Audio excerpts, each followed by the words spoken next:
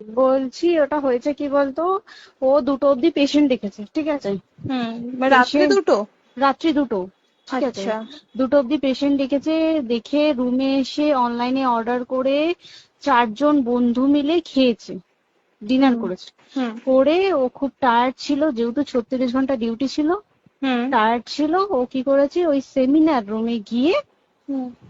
শুয়ে পড়েছে একটা রেড কালারের ব্ল্যাঙ্কেট ঢাকা দিয়ে। হুম। কিন্তু তারপরে মানে সেমিনার রুমে এমনি কি তোমাদের ওরকম সেমিনার রুমে টুমে ঘুমানো হয়? মানে আমি যদিও কোনো আইডিয়া নেই, ওই জন্য জিজ্ঞেস করছি। না, এবার একটা রেসিডেন্টের ডক্টর রুমস থাকেই, আচ্ছা। বুঝতে পেরেছিস, তারপরেও সেমিনার থাকে।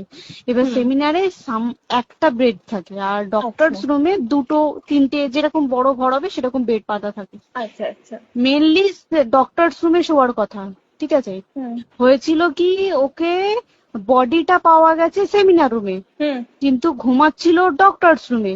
যে হুম। রুমটা তোর এখন ভাঙা হয়েছে, দেখেছিস রুমটা ভেঙেছে, হুম। হুম। হুম। হুম, একটা ভিডিও ঠিক দেখছিলাম। বাথরুমের পাশেই, হুম। ঠিক আছে, মানে বাথরুমটাকে অজুহাত দিয়ে হুম। ওই রুমের দেয়ালটা ভেঙে দিয়েছে। অ্যাকচুয়াল কাণ্ডটা ঘটেছে তোর ইয়েতে, ওই রুমটার ভেতরে, ডক্টর রুমে? ডক্টরস রুমে। ডক্টরস রুমে ঘটনাটা ঘটেছে, ওই বডিটাকে তো ধস্তা